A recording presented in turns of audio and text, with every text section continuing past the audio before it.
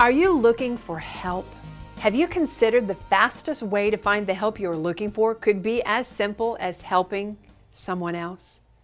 I would ask you, are you a beggar or a believer? John Bunyan said, "You have not lived today until you have done something for someone who can never repay you." Many years ago, I learned that when I have problems, solving someone else's problem is a clear path to my own solutions.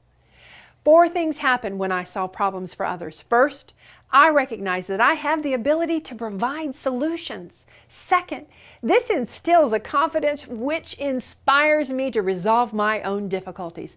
Third, I recognize that I can believe in myself because there is someone greater that also believes in me. And lastly, my victories open doors of victory for others. Remember, when facing personal difficulties, you have a teammate. So don't be self-centered about the problems that others face. Gordon Hinckley said, "The most miserable people I know are those who are obsessed with themselves.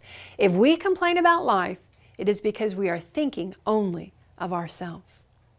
We have a saying in my country, "The grass is always greener on the other side of the fence." Perhaps we should say this: there is always someone else without grass, and maybe I can help them find a greener pasture. David, a young boy in the Bible, knew the principle I am sharing with you today. He heard how the giant Goliath was challenging the entire army of Israel.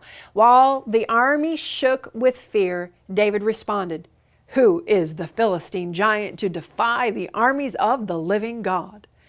As a shepherd boy, David had worked his father's pastures for many years. According to Bible record, this scrawny, homely, and probably smelly lad didn't have the look of an achiever, unlike his older brothers. But he had learned something. While tending his father's herd, he had slain a lion and a bear with a simple slingshot.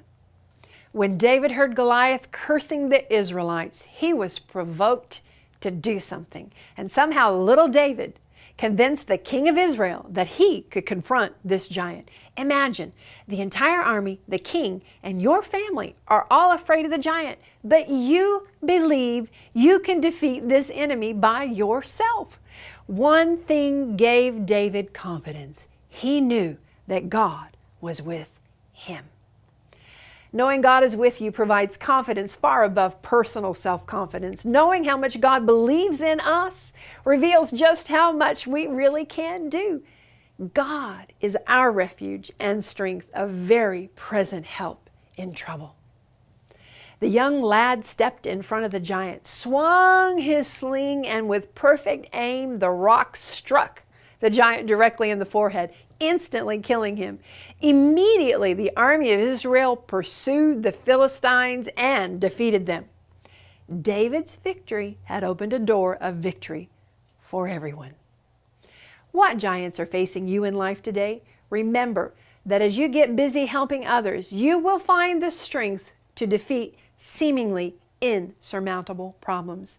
Maya Angelou said, "When we give cheerfully and accept gratefully, everyone is blessed." Remember, helpers need wisdom, strength, and resource. David received an abundant reward from the king of Israel for defeating the Philistine giant.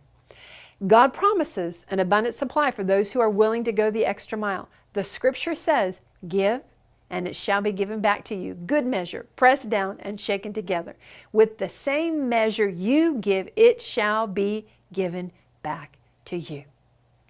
So, what are you waiting for today? When you add great value to someone else's life, you will recognize just how valuable you really are.